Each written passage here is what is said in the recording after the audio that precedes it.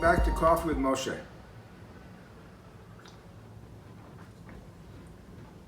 We're here in Ma'ale Adumim, and here's our featured coffee for today. This is from South Africa. I bought it in Johannesburg. Well, I'll be again soon, God willing. Ethiopian Coffee, which is a really good coffee, but I'll probably be giving this away to my goddaughter soon. So enjoy what we have. Today I'd like to continue with reading blogs. I'll read today two blogs from Krav Maga Blogs 2010, published by IKI under the editorship of Esther. And here we go. The date is January 7th, 2010, and I begin with a quote from the book of Exodus.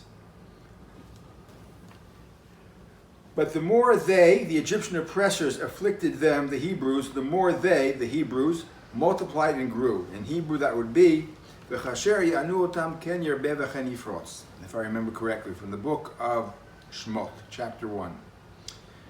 People often ask me what makes Krav Maga special. There are similarities to other styles, but a deeper study shows that the differences are indeed very great. The above verse from the Torah, the Bible, sometimes people say, what's the difference between Torah and Bible? It's the same word. It's just a different language. Bible is Greek, biblio, or Latin, and Torah is Hebrew. The word Torah actually means instruction, the way to teach. An interesting saying with words is hora'ah is instruction, Torah is to teach, horeh is parent. So all the words are related. Lehorot is to instruct. So the Torah is a book of instructions. The above verse in the Torah tells of a difficult time for our people. Indeed, it seems as if nearly all periods of Jewish history can be described as difficult times. Through no wrongdoing of our own, we are forced into slave labor. The Egyptians fear we might become too numerous and want to reduce our population, yet the more they oppress us, the Bible says, the more we grow. The Hebrew words are yerbeh, increase, and yifros, to burst forward.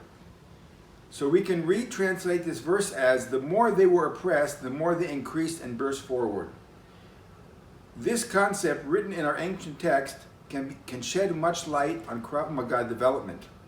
As I was reading the Torah, it hit me. The word yifros, shall burst forward, used thousands of years ago, is the same word as my teacher, Itai Gil, used for Krav Maga. Koach mitparetz, force which is bursting forward. Bursting forward. This is the term we use today when teaching knife defenses and aggressive blocking techniques.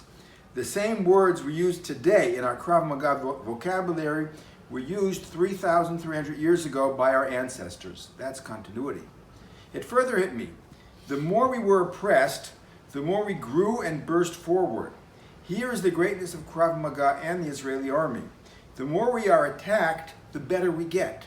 The harder our enemies try to blow us up, hijack our airplanes, shoot our cars, run us over, the more we develop cutting-edge responses. That is why all over the world, Israeli Krav Maga is in demand. While I am writing these words, January 7, 2010, I should be packing my bags as my flight to Germany departs soon. Well, writing these days, we don't know when the flights will resume, but we hope soon. Krav Maga is not frozen in time. I do not care about lineage. Things change, and so must we. The more they oppress us, the more they come up with new tricks, the more we must burst forward and better our Krav Maga with better tactics. Imagine using a World War II fighter plane today. You know what that would be called, suicide. Yet so many people are teaching martial arts that come from a different time and place, a different era, from farmers who had to fight men with swords. So I turn to our ancient books and see what we must continue doing today. The more they oppress us, the more we must increase, grow, and burst forward.